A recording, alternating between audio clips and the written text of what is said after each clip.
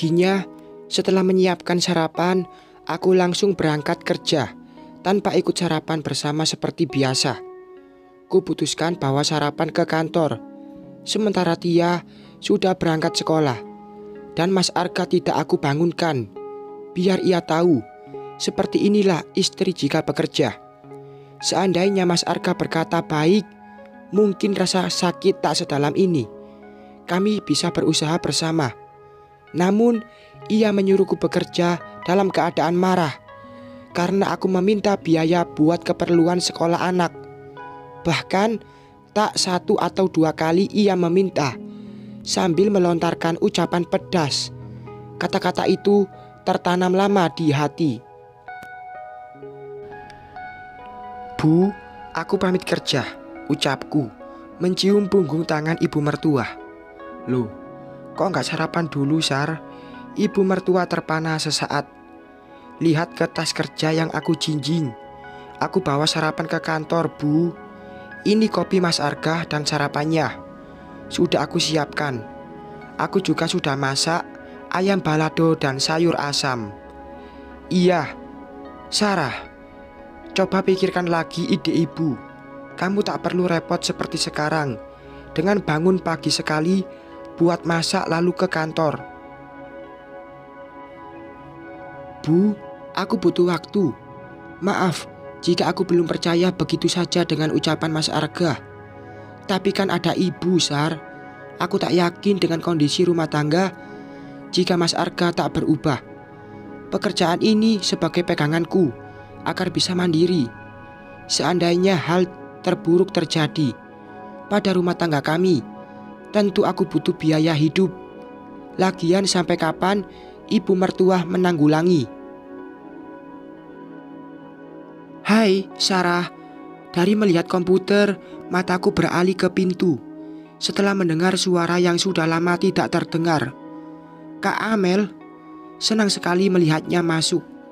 Ia istri Pak Ismail, bos aku. Siang ini temani aku makan siang. Udah lama gak ketemu.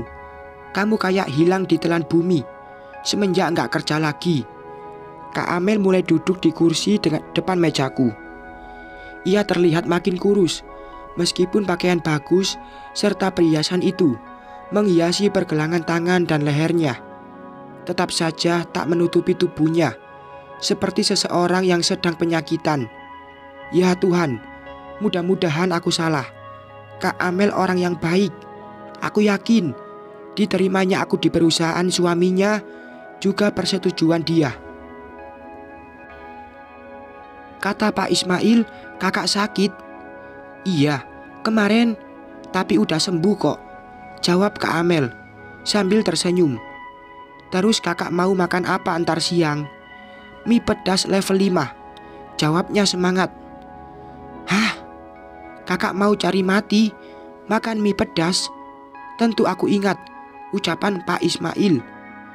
Ih, kamu nih selagi hidup ya puas-puasin memanjakan lidah. Lagian mau kalau aku mati, tapi keinginanku tidak sempat kamu penuhi. Bukan gitu juga kali, Kak. Tapi jaga kesehatan dong. Lagian aku pengen makan sup kepiting biar semangat kerja, jawabku asal. Semata-mata hanya mengalihkan dari mie pedas. Ya udah deh, kita cari sup kepiting aja. Nah, itu baru keren, jawabku sambil mengacungkan jempol. Kak Amel langsung menyambut tersenyum. Kamu lagi ada masalah ya? Tanyanya sambil memperhatikan wajahku dekat. Tuh kan, Kak Amel selalu bisa membaca sorot mataku. Dari dulu itu kemahirannya. Enggak kok, jawabku. Lalu fokus ke layar komputer, mau menghindari tatapan matanya. Bertengkar sama suami? Astaga, ia tahu aja jika aku ada masalah rumah tangga. Kualihkan pandangan lagi ke Kak Amel. Iya Kak, jawabku pelan. Aku menceritakan semua masalah rumah tanggaku. Ini semata-mata untuk melegakan rasa hati. Aku tak punya tempat curhat yang ku kenal Kak Amel bisa dipercaya. Sudah, sebaiknya maafkan saja. Ingat, kalian sudah punya anak.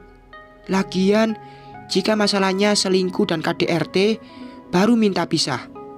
Terus, ibu mertuamu juga baik kok. Zaman sekarang, jarang loh dapat mertua kayak mertuamu. Yang kebanyakan, gaji suami dikuasai mertua. Tapi gak semudah itu, Kak. Aku dituntut kerja, sementara uang darinya belum tentu buat merintis usaha. Aku gak yakin, Kak. Sarah, jika suamimu terbukti tak jujur lagi, baru bertindak. Ia sudah minta maaf loh. Kenapa tak diberi kesempatan? Toh, manusia tak luput dari kesalahan. Satu hal lagi, jika ia memintamu kerja, alhamdulillah, berarti kamu punya persiapan seandainya hal buruk terjadi, sambungnya. Aku terdiam memikirkan kata-kata Kak Amel.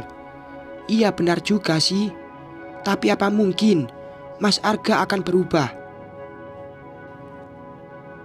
Jangan banyak mikir, entar kalau suamimu berkilah, jadi madu aku aja.